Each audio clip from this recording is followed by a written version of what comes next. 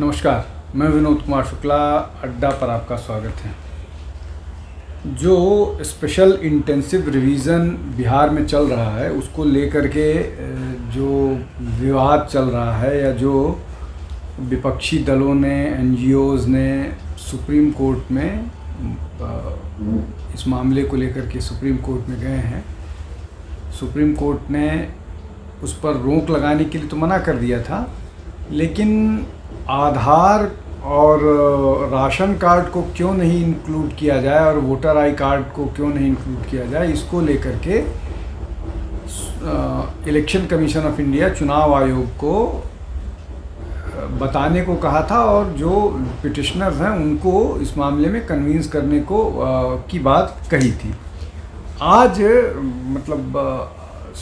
Supreme court में इस जो चुनाव आयोग है उन्होंने एफिडेविट दे करके साफ तौर पर कहा है कि वोटर आई कार्ड के वेरिफिकेशन के दौरान या स्पेशल इंटेंसिव जो रिवीजन है उसके दौरान आधार, वोटर आई कार्ड और राशन को वैलिड डॉक्यूमेंट, वैध कागजात के रूप में स्वीकार नहीं किया जा सकता। और क्यों नहीं स्वीकार किया जा सकता, उसके बाद एक चीज़ों को उन्होंने बताने और समझाने की कोशिश की। एफिडेविट के अलावा कोर्ट को इसको एक्सप्लेन करने की कोशिश की। अब ये जो मामला पूरा का पूरा है, इस तरह की चीज़ें विशेष रूप से जो राजनीतिक दल हैं वो फैलाते रहते हैं। जैसे इस मामले में राजनीतिक दलों ने ये फैलाने की कोशिश की कि ये जो स्पेशल इंटेंसिव के रिवीजन चल रहा है ये लोगों की नागरिकता छीन लेगा और ये इस पूरे मामले में पिछले दरवाजे से सरकार एनआरसी लागू करने की कोशिश कर रही है। और इस तरह का जो अफवाह है, इस तरह की झूठ बात है, विपक्ष फैलाता रहा है। इसलिए कि जब सीएए कानून पास हुआ था तो सीएए कानून पास होते समय ये अफवाह फैलाई गई थी कि ये मुसलमानों की नागरिकता छीन लेगा और सरकार ये कहती रही कि ये नागरिकता देने का कानून है, नागरिकता छीनने का कानून नहीं है। लेकिन जिस तरह से दिल्ली की सड़क को जाम करके 8-9 महीने तक बंद रखा गया और वहाँ पर पूरी भीड़ रही और दादी, नानी और पता नहीं कौन कौन लोग विरोध प्रदर्शन करते रहे। खबरें आई कि एक सिख भाई ने अपना फ्लैट बेच दिया वहाँ लोगों को बिरयानी खिलाने के लिए। ये सब चलता रहा, तो ये झूठ फैलाया जाता रहा है हमेशा से और 9 महीने तक लोगों को असुविधाओं का सामना करना पड़ा। अब ये मामला फिर अदालत में है। इसमें एक एडीआर करके एनजीओ है जो इस तरह की बात करते रहते हैं और एडीआर एनजीओ कहने के लिए तो चुनाव सुधारों की बात करते हैं, लेकिन वो एक विपक्षी दल के तौर पर काम करते हुए नज़र आते हैं। अब जो इलेक्शन कमीशन ऑफ इंडिया ने पिटीशन को डिसमिस करने के लिए कहा है, क्योंकि उन्होंने साफ तौर पर कहा है कि जो एसआईआर है ये संवैधानिक दायरे में है, किसी भी कॉन्स्टिट्यूशनल प्रोविज़न का वायलेशन नहीं है, चुनाव आयोग के अधिकार क्षेत्र के अंतर्गत आता है और उसी आधार पर किया जाए। एक और बात चुनाव आयोग ने कही कि जिस किसी का भी नाम वोटर लिस्ट से हटाया जा रहा है, उसके बहुत सारे कारण हैं। लोगों की डेथ हो गई तो वो तो किसी तरह से नागरिकता का प्रश्न ही नहीं उठता है, लेकिन बहुत सारे ऐसे लोग हैं जो एक जगह से दूसरी जगह चले गए हैं और जहाँ पर उनका वोट है वहाँ पर वो अनुपलब्ध हैं। तो अगर उनका नाम हटाया गया है तो इसका कहीं से भी मतलब ये नहीं निकाला जाना चाहिए कि उनकी नागरिकता चली गई है।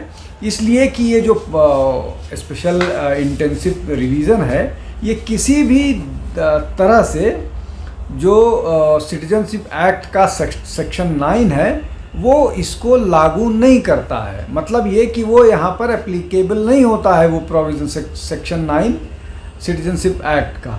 तो इस आधार पर किसी की नागरिकता नहीं जा रही है, ये बहुत स्पष्ट है।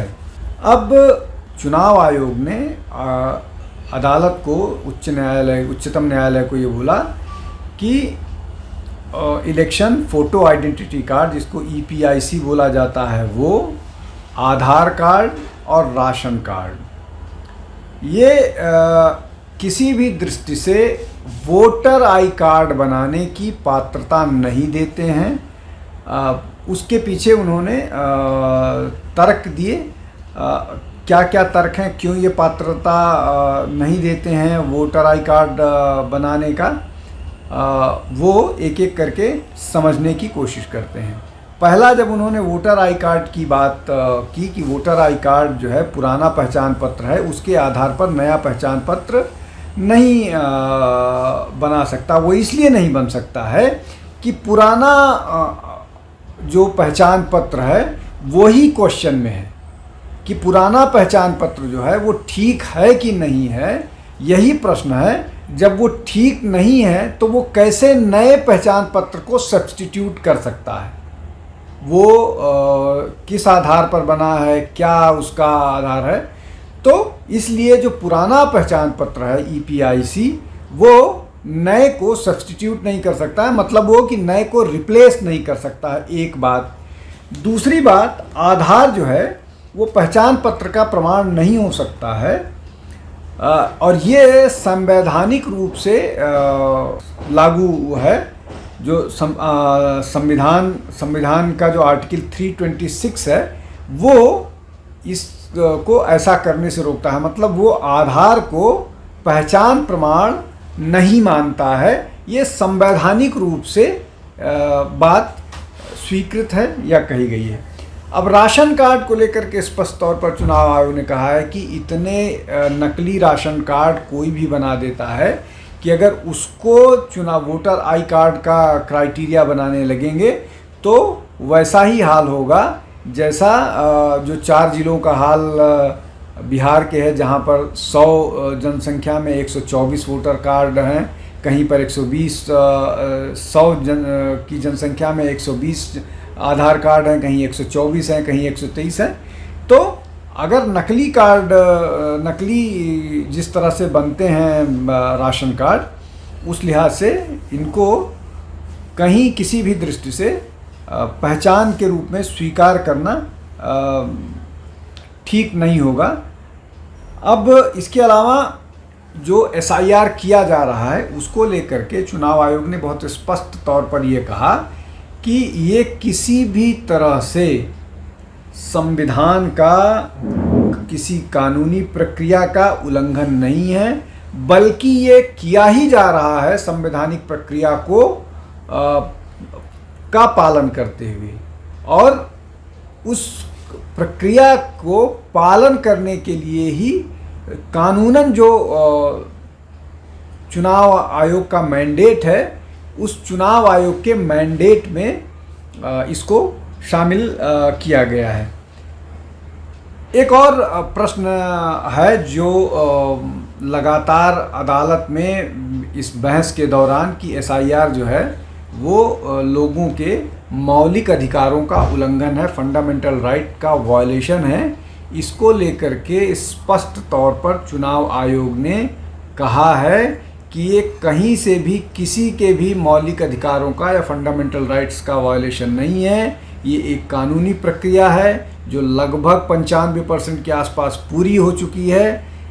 उसको जल्दी से जल्दी सरकार करने के लिए लगी हुई है।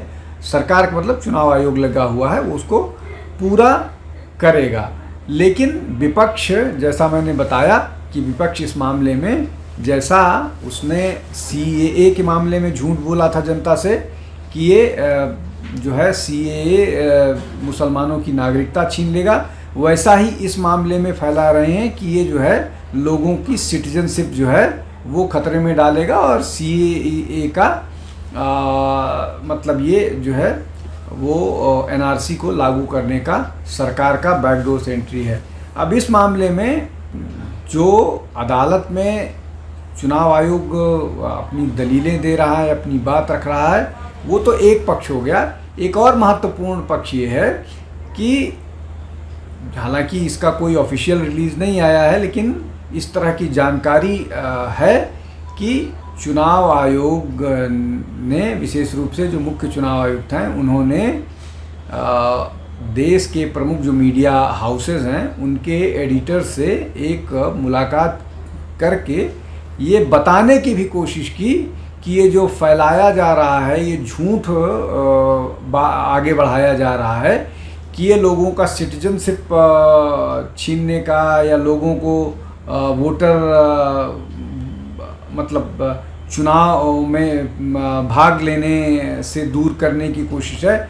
वो कहीं से भी इस तरह की कोई मंशा इलेक्शन कमीशन की नहीं है, बल्कि ये उस प्रक्रिया को और साफ सुथरा बनाने की है। इसलिए कि अगर कोई बांग्लादेशी, रोहिंग्या या पाकिस्तानी भारत के चुनाव प्रक्रिया में भाग लेता है और भारत की चुनाव प्रक्रिया को प्रभावित करता है और ऐसे लोगों को चुनाव में जीतने में सहायक साबित होता है और वो लोग इस देश की पॉलिसी प्रभावित करते हैं, तो ये देश के हित में ठीक नहीं है।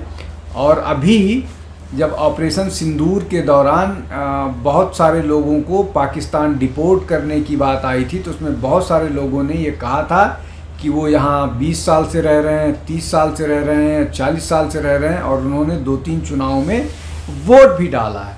तो आप सोचिए कि पाकिस्तान के सिटीजन भारत में वोट डाल रहे हैं और हमारी पॉलिसीज़ को प्रभावित कर रहे हैं।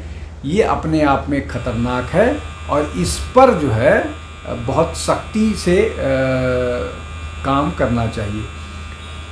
सबसे दुर्भाग्यपूर्ण तर्क ये दिया जा रहा है, जो मैं हमेशा से अपने सारे वीडियो में जो भी इस तरह इससे संबंधित है, SIR से संबंधित है, उन सारे वीडियोस में मैं कहता रहा हूँ कि जो चुनाव की प्रक्रिया है, चुनाव की प्रक्रिया में जो वोटर आई कार्ड हैं या जो वोटर लिस्ट बनता है, उस वोटर लिस्ट में किसी का नाम शामिल करने के लिए जो प्रक्रिया है वो आसान नहीं होनी चाहिए। जो विपक्ष दावा कर रहा है कि इससे चुनाव प्रक्रिया में मुश्किल होगी, तो उसको आसान होना चाहिए, ये तर्क ही गलत है कि चुनाव प्रक्रिया में या वोटर लिस्ट बनने में या वोटर आई कार्ड बनने की प्रक्रिया आसान होनी चाहिए। ये खतरनाक तर्क है। चुनाव के लिए जो वोटर आई कार्ड बने, चुनाव के लिए जो वोटिंग लिस्ट बने, उस प्रक्रिया को जितना कठिन और मुश्किल बनाया जाए उतना मुश्किल बनाया जाना चाहिए। इसलिए कि अगर कोई बाहरी व्यक्ति बांग्लादेशी, रोहिंग्या और या पाकिस्तानी भारत में वोट करता है, भारत के चुनाव को प्रभावित करता है, तो वो खतरनाक स्थिति होगी। ये सबको समझना चाहिए। और ये विपक्ष लगातार अपने वोट बैंक के चक्कर में बांग्लादेशी, पाकिस्तानी और रोहिंग्या को, घुसपैठियों को वोटर आई कार्ड और वोटर लिस्ट में शामिल करने के लिए, प्रक्रिया को आसान बनाने के लिए सड़क से लेकर के अदालत तक लड़ाई लड़ रहा है। ये देश की जनता को समझना पड़ेगा, उन लोगों को भी समझना पड़ेगा जिनको इस मामले में बेवकूफ़ बनाया जाता है, विशेष रूप से मुस्लिम समुदाय को। आज के लिए बस इतना ही। आप हमारे साथ जुड़ते रहिए, हमारा चैनल लाइक कीजिए, शेयर कीजिए, सब्सक्राइब कीजिए। बहुत बहुत धन्यवाद। नमस्कार।